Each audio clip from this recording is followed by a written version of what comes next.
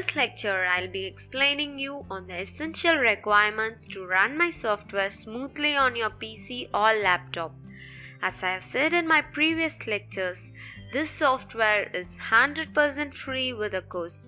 If the software is not opening, please make sure that you have the below requirement in your system. The first requirement is Windows.NET 4.5. Please remember, we don't need .NET 4.6 or .NET 3.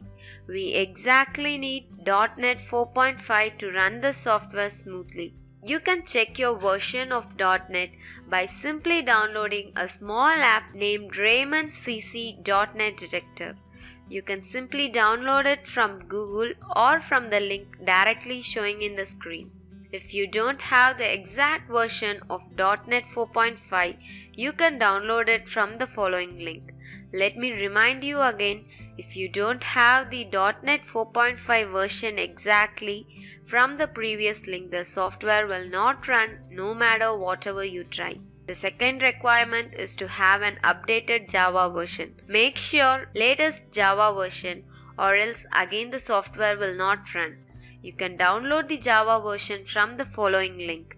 You just need the following two requirements to run the software smoothly. Please install these two softwares before even downloading the software that I provide with the course.